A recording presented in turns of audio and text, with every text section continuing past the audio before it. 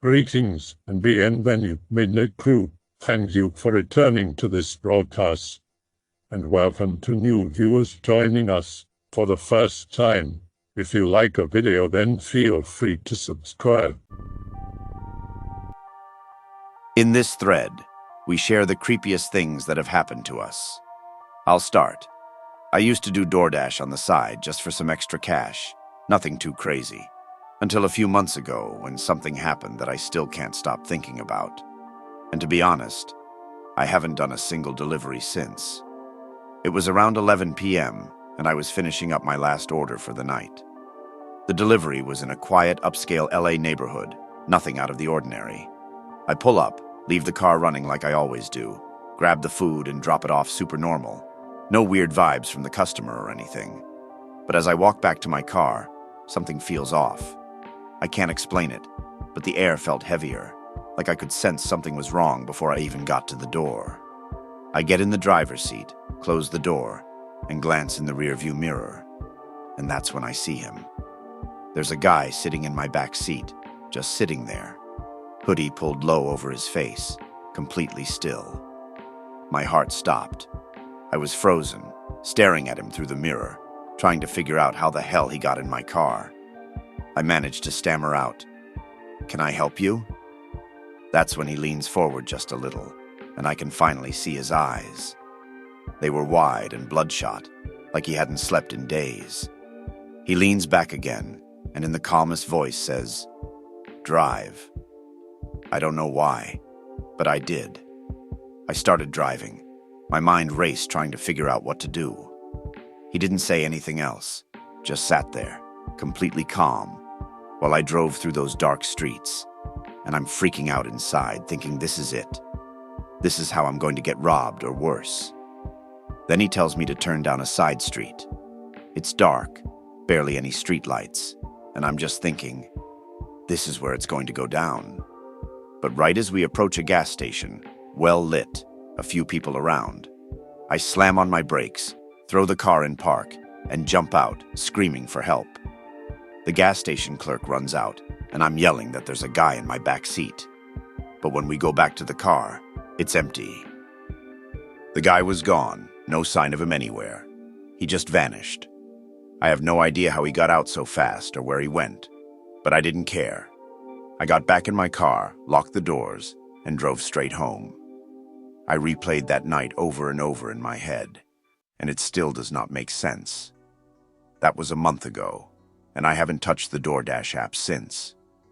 I don't know if I ever will. It's not worth risking something like that happening again.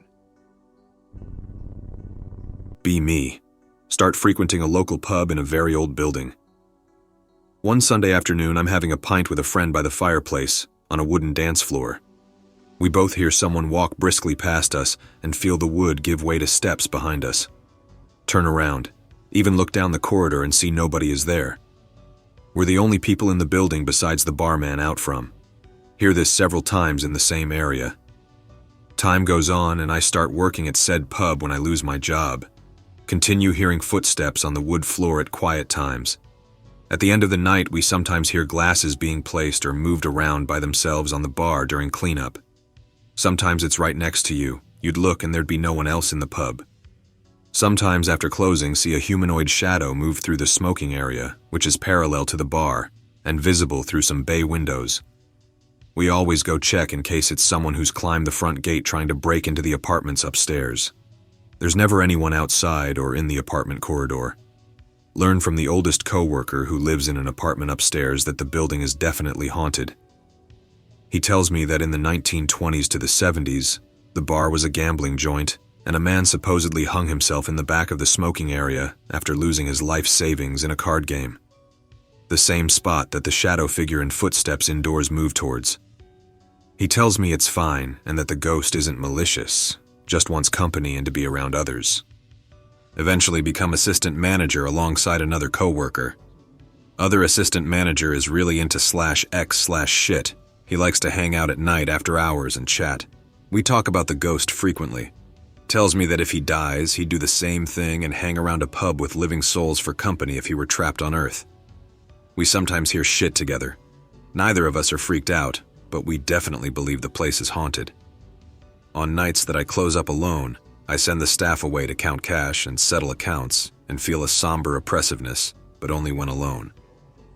Sensation goes away after I pour a glass of whiskey and leave it out on the bar for the ghost. Assistant manager friend suddenly dies of a brain hemorrhage in his sleep. We close for a week, and I am made temporary general manager. More and more paranormal activity is reported by staff INCL. Shadow figures outside, glasses and furniture moving alone, etc. One night, me and 2 co-workers stayed back to have a pizza and some pints. Hear the front gate shake violently and the outside door slam louder than ever before. I run behind the bar with my phone in hand, ready to call the cops if I see a burglar walk through the smoking area. There's nobody. I go back and we're a bit rattled, figure it's the wind. 3 minutes later, we hear the same violent shaking, door slamming and a huge knock. This time I ran outside ready to yell at some drunk trying to get inside. There's nobody there. I open the front gate and look up and down the street.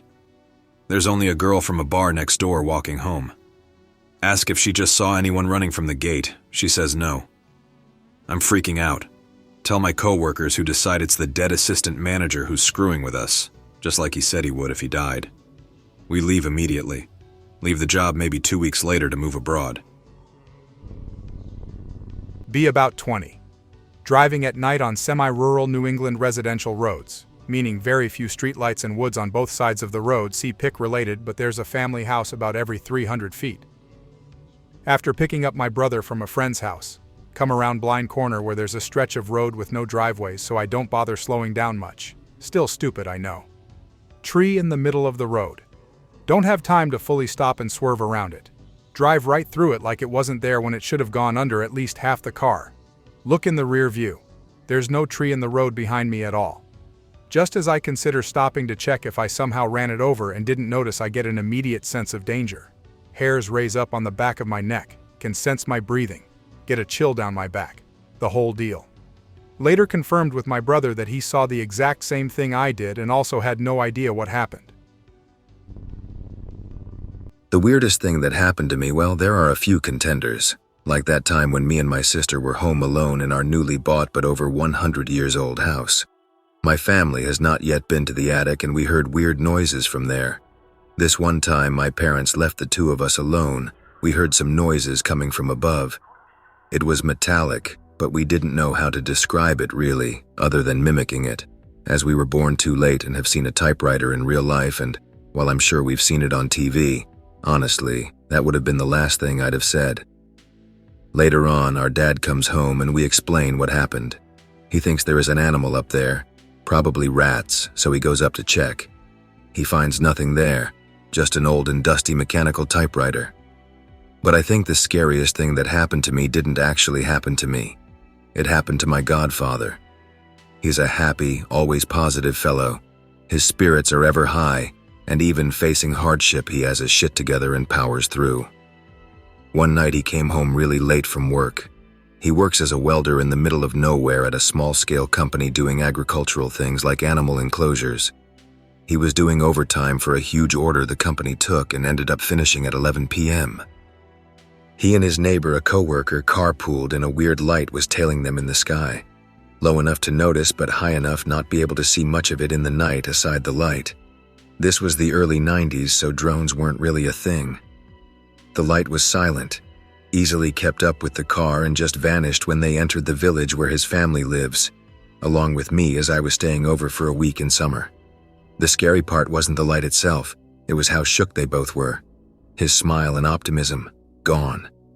Eventually he recovered his usual spirits, but damn, can't help but think more happened than that, as he usually makes it back in 30 minutes or so. But according to him, and when he arrived, it was an hour as it was past midnight. I didn't ask, I was just glad he's okay. I really don't want the thread to die. So here is a little OC anons, working a job as a driver's helper for a trucking company. Shift starts at 1:30 a.m. Our routine is to leave the lot, drive into New York, which is about an hour away, pick up our load at the warehouse there, and then head back to make our rounds of deliveries over the next 8 hours. 2 months into this job, dead of winter. Dude driving, telling me about how you see all sorts of weird and crazy shit on the road at night. Crashes he's seen, crackheads he's dealt with, etc. As we are driving, he randomly says something along the lines of how he has not seen a fatal accident in a while. About 30 to 40 minutes later, we passed a wreck on the side of the road. Some sort of Porsche is hugging a big oak tree with its roof and is now the shape of a U-head, crush maximum.jpg. First responders have the scene taped off and under control, basically just milling around waiting for equipment to arrive so they can extract the human smoothie remains. Based on the activity at the scene, the crash likely happened right about the time my co-worker driver mentioned how he hadn't seen a fatal wreck in a while. We both note this, and he says he has no idea why the idea popped into his head so suddenly. Maybe it's a bit of a stretch, but based on the response time of EMS and what they were doing at the scene, it puts the crash at the same time my coworker was mentioning fatal crashes. I've had a few ghost encounters, posted a few on here, drove through a ghost town no one remembers as a kid on the way to a hunting trip, and the old guy driving the RV behind us asked where we went and why did we drive off. Never got talked about again. I remember getting more and more scared about the loneliness and wanting to pull out the guns for protection until Dad and Grandfather unturned us and we got back on track. Saw a ghost in a house we lived in for a while.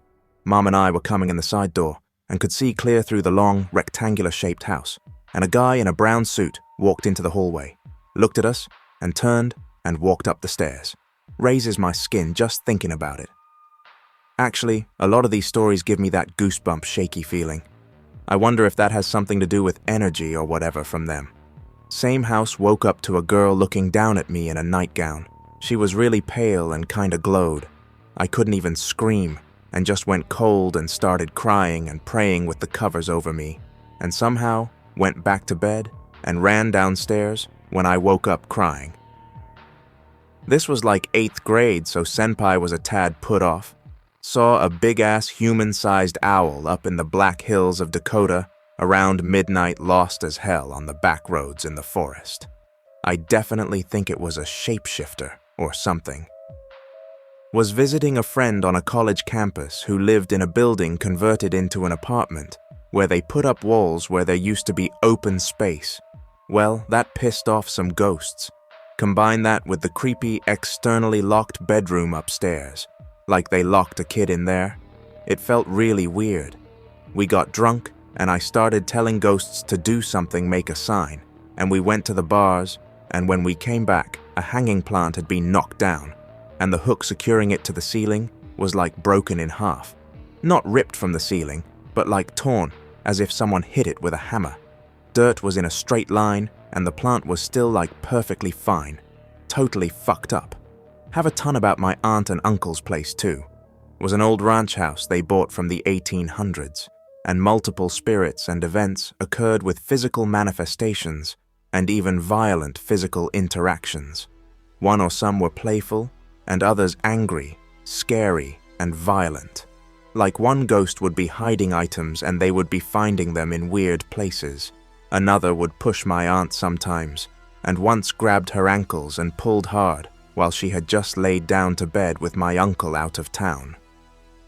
Uncle was in the living room and heard what he thought was my cousin coming down the stairs and standing behind him, and was talking to her for a femme, till my aunt came in and asked him about it, and the girls were outside. I'll try and remember others. My great-aunt also wrote a compilation of historic ghost stories and encounters from our region. Shit's crazy. I bet ghosts scare the hell out of certain intel agencies. Like there are crazy records of them existing for all of human history, and no one has a real clue on them. Probably as guarded as alien evidence if they know anything. B9 used to explore the vast woods in a less developed part of town in Florida with a group of friends. Lots of marsh with water moccasins that we would have to traverse around. One day I encountered a shack in the middle of the woods. Clothes hung up on the clothesline, signs that someone had been there recently. Machete stuck in the ground. We decided to steal it. Get a couple yards away from the shack and hear a door swing open. Book it towards our neighborhood. Hear someone screaming bloody murder. The scream of someone who seemed mentally ill.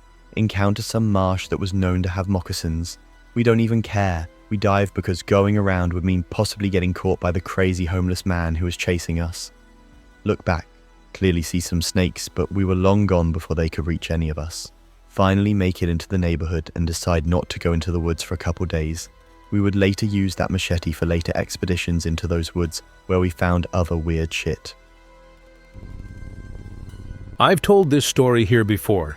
It's still the weirdest thing that's ever happened to me or anyone I know. Weirder than when that white van with US government plates was following me. Then when I got out of my car and tried walking up to the window waving at him, he sped off. This story is when I was going to spend the night in a Motel 6 on the side of a busy highway. It was in a city. Check into motel with girlfriend. Jeet tells me not many people are there. I can stay in the first room, right next to the office. Thanks. Go into the room. Put the bag down on bed as the phone starts to ring. It's probably the Jeet and I forgot something. A frantic voice starts asking me who I am and when I'm going to meet him. Who is this? As I'm on the phone, I make eye contact with my girlfriend sitting on the bed. She looks scared. I hung up the phone, LOL. It starts to ring again. Girlfriend says don't answer it. She can't understand what he's saying because it's a pretty loud old phone. I answer it. Before I say anything, he starts asking who I am and telling me I need to leave. He sounds scared. Sounds like a white guy, so I know it's not the Jeet next door. I go next door to the front desk anyway and ask about the calls. He doesn't know anything about it. I go back in the room and the phone is ringing. Girlfriend is sitting on the bed holding her knees to her chest. I answer the phone again, and when he starts to talk, I hang up, then leave the phone off the hook. I go outside to an empty parking lot expecting someone to be watching me, but I don't see anyone. I still cannot explain that. When I asked my girlfriend about it, like a year later when I told this story to a friend, she said she didn't remember it. How would they know I just walked in? Unless someone was just on meth non-stop calling the room for hours. Is that what he was doing? That's super fucking weird. I still think about that sometimes. For some reason at the time I wasn't scared at all. I was just irritated. But now it makes my skin crawl. Decided to walk through the woods at night while drunk with a friend. Didn't bring anything with us like phones, weapons, or flashlights or whatever. Was in the middle of winter. So dark I couldn't even see my friend most of the time. We could clearly hear each other walking though. There wasn't even a path or anything. It was pretty rough terrain. At some point we heard footsteps and sounds of something big walking through the woods, got spooked but just kept walking, discussing how spooked we were. With the sound clearly approaching, and then my friend almost bumped into some random stranger apparently walking there all alone. Also without a flashlight or anything in the middle of the night. He just said, "Oh, hi," or "I'm sorry," or something casual like that. I don't quite remember what, and kept walking. Spooked me to no end as I only heard my friend suddenly stopping in his tracks, gasping for breath, and then this voice which at first seemed to be talking to me. Then after that, we got lost too. Walked for about 3 hours in all, and got really paranoid about hearing stuff and decided never to walk through woods drunk again. It was the end of November in 2015. I had done synthetic LSD the night before. I was half asleep around 10 a.m. when I started to feel strong pain and pressure in my heart region. Automatically, I sat up in the lotus position and raised my right palm to start to fight the force that was doing this. It is strange how I just sat up in that position because I never had done any yoga or meditation and wasn't used to sitting like that at all. My heart started to race really fast as I noticed a black hole in the corner of my room which was sucking the energy and the whole room into itself. It turned out that there was my landlord on the other side in the bathroom. As I tried to fight this entity, my room got darker and looked like the ceiling and walls were being pulled to that black hole. Dogs outside my window, in the backyard, were growling and barking the whole time. I felt weaker and weaker as the high-pitched sound in my head got lower. I tried to fight back, but I was too weak, and at some point it really felt like I was going to die. I am not a religious person, and it didn't come to my mind to ask for any help at that moment. Right at the most crucial moment, when I was about to give up, I noticed a large golden white object hovering above the house. It wasn't perfectly spherical, but a little bit shaped like a pear. I did not get any sensation or a feeling out of that being. There was only a thin golden ray that came from that being straight into my chest. Right after that moment, I was filled with love, joy, and energy. It sounded like a choir of angels started to sing. My room was immediately filled with golden light as the walls and the ceiling started to expand outwards. It felt like bliss and ecstasy, like there was a sensation of godly presence. In my head, I kept saying to that negative entity not to mess with me, and I'm stronger than it. The 2 dogs outside, German shepherds, were whimpering and crying as my landlord went to calm them down. I heard him saying to the dogs, "Don't mind him. He is stupid and doesn't know what he is doing." After that, it sounded like he walked off to the distance, had this evil laughter, which was slowly fading, and banged a gate close. Live in Australia, so we have the bush instead of a forest. Would go on walks into the bush every now and then. Made sure to follow the path I'd made for myself and follow it back. I would usually go that little bit further each time and extend the path. Solid 3 or 4 kilometers into the bush. I know it's not far. Fuck you. I was unfit.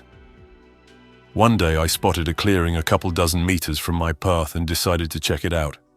Turns out I wasn't the first person to find that clearing. There was all the stuff needed to go camping in a woods. A tent, a camping chair, an esky. There was even a campfire set up a couple meters from the tent. Decide to be a rude cunt and rifle through the shit. The sky was empty. The tent still had a sleeping bag in it. A bag full of camping shit and a bundle of clothes piled in the corner. Everything was covered in dust. Pretty weird. So I walk around the clearing for a while and spot a set of clothes and a pair of shoes behind the tent, just neatly folded and left there. It was probably just some guy doing drugs in a woods and wandered from the camp. Either way, I decided to deviate my path around that clearing. There was a night several years back I had to walk home really late from work and got kinda lost in the woods. The street ran alongside the highway and became a fork. Having never traveled down this road before, I had to make a choice, so I chose. It was a straight path that eventually became gravel, which ended up to this creepy old building. Part of me thinks it was some old woodwork building, but rational thinking kicked in and decided it'd be bad news to approach it and turned around. As I'm walking back, I get this unsettling feeling, but I don't have a choice other than to go forward. As I'm walking, I see this small, bright white thing bolt across the road from one side of the woods to the other. Think adult rabbit small. Eventually, I nut up and push forward back to the fork, take the other road, and eventually get home. What's weird is not that I think about it. I didn't feel any fear when I saw the white rabbit, as I'm gonna call it. I felt calm. Because it moved so fast is what made me jump. I know what I saw. I know that thing was real. It was a solid mass, and I know I heard it jump out of the foliage, and then on the other side. The only thing I can't figure out is why it was luminescent. I know there was a rather bright light on the outside of the building, but from where the building was and where I see the white rabbit, there's no way it produced enough light for it to even be reflective. I did use my phone to see where I was walking, but a phone couldn't do that either. I live right on the edge of a massive wilderness. If anyone is familiar with Salt Lake City, you'll know what I mean when I say you can be a mile from downtown and be at the edge of 100 miles of nothing. Was once wandering a small stream, rare for the state, so you'd see all sorts of animals. Walked up a feeder crevice with a mud bottom and clearly saw footprints leading up it. Like no shoe footprints. Not that weird even though it was an off-trail isolated spot, but the footprints were those of a baby. Continued up the gully crevice for a hole and then disappeared abruptly. Spooked me. Also saw lots of other creepy shit up there, and once found a grave in a cave, can post those stories if y'all are interested. Be 17 or so. Buddy is constantly trying to find spooky places to explore. One hotspot is an old memorial park that merges with the town outskirts, 100 plus miles of woods before the next town. Place is overrun with the homeless. Buddy finds a cave with a strange handmade cement memorial in front of it. Dug 74 to 2008 inches or something like that. We decided to enter the cave. The cave has a very long but low entrance, like a mouth have to belly crawl to get in. Immediately after getting to a spot where it opens up, there is a small body-length side room. We realize the cement grave marker actually covers another entrance to the cave at the end of this room. Side room is about the size of a long single bed. Natural shelves on the side hold candles and what seems to be tributes, coins and snacks. For some reason, we decided to dig around in the mud because there are often homeless treasures around here. We're mostly interested in schizo diaries and weed. Honestly, I think we both knew there was a dead guy down there. Extremely cramped, we are crouching over where we are digging. 3 inches down, we find a blanket spread evenly. Obviously been there a while, as it takes a while for mud to drip from the ceiling of the cave, especially as we live in the dry west. Another blanket below that.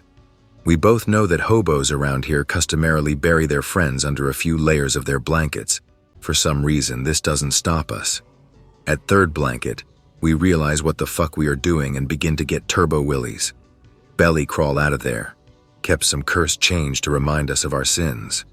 Honestly, we've both thought about going back there and finishing the job, even though it's really fucked up. Unexplainable desire to see a hobo corpse, I guess. We kept the ill-gotten cursed coins to remind us of our sins. One night I slept on a buddy's couch in his basement. It was hot, and he didn't have AC, so I slept in my clothes without a blanket. I remember having a very hard time sleeping. Normally, when you transition to sleep, it's gradual, easy, and unnoticeable. I kept getting to this transition from dot awake to sleep where all the sounds of the house would go quiet, and I focused in on the sound of the ceiling fan. It got louder and more vivid. I would then feel a presence and hear quiet footsteps behind the couch. I would roll over and the sounds would all come back. I did this about 4 or 5 times until I was too exhausted to dot fight the state of sleep, consciousness I was getting to. The sounds of the house disappeared and the whoosh of the fan sound came back. The footsteps came back. I then heard a sniffing sound. It was deep. All of a sudden I could feel it over me looking closely. I felt a malevolence to the presence. Just as I was about to get up, I hear in a deep demonic voice, "Kill your dog." I started to panic and scream, but no one came to my aid, and worst of all, I couldn't move.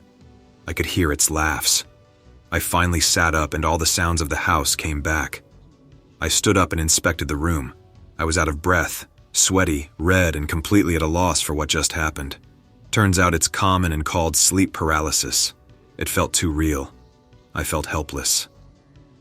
Sleep paralysis is the weirdest thing I've ever experienced. Be me. Few months ago. I live with a buddy of mine, but I'm staying at home for a little while in my old room, laying on my stomach, falling asleep. I have a younger brother and sister, twins. One point I wake up to hear them talking in my room, but I'm on my stomach with a blanket over my head. They start laughing, and I try to move, but I can't even make a sound or see anything. Start freaking out. Try to scream, move my arms, or just roll over, but nothing. Finally come to, sit straight up, and it's dark in my room and I'm sweating my ass off. Could have sworn that it was real. Never mention it to anyone in fear of being called cray-cray. Don't know what happened, but that was the scariest thing to ever happen to me. I used to do some ghost hunting. One time I was on this rural property solo, which usually isn't something I do, but no one else was around for it. I'm a little drunk, but I'll Greentext it and the subsequent dreams. Fucking around with the audio recorder. Really no idea how to apply it to ghost hunting because it's just a hobby. Asking if there's anything there, spacing out questions about who they were, when they died, etc. For the most part, nothing happens. All the recordings are blank. About to give up and just set up a camera for a while, do one last recording about 1:30-ish. As soon as I ask, "Is there anything here with me?" get a horrible feeling. Like I fucked up bad or disturbed some holy silence, do the questions as normal, decide I'm just psyching myself out. Horrible burning pain in my side, so I give up early, thank them for their time, and go back to my little area to listen to it. Right after I ask the "anyone here" question, there's a gasping noise followed by, "Well, we're here." The next response is to, "When did you die?" But I can't make it out. I think it said "run" or something, but I was panicking because up to this point I've never actually caught anything. Whatever, do some camera shit for the rest of the night and set up some recorders, but nothing else comes through. Fast forward a bit, I've left the property at this point, but I keep having bizarro dreams. The first two were of a black figure in the doorway of my bedroom, twitching and making the crossed neck motion.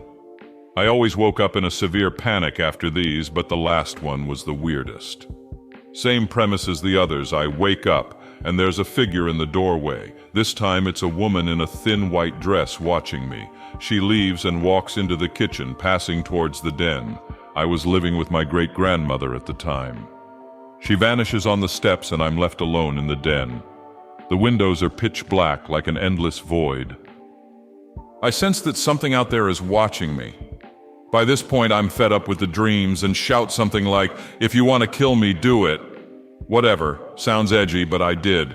The windows shatter inwards and the last thing I remember is collapsing. Then I woke up. From that point, I didn't have the dreams anymore. I used to have the recording saved, but I don't know where it is now. Anyways, that's my weird experience with dreams and the paranormal. There was another time where my group was at the local courthouse and we heard rattling coming from the old cells upstairs, which didn't have any particular cause. That was pretty cool, I guess, but it wasn't that scary. I hope that you enjoyed tonight's broadcast. If you enjoyed tonight's story, then please subscribe to the channel, as more Greentext will appear daily. A new broadcast will appear when the clock strikes midnight Central Time.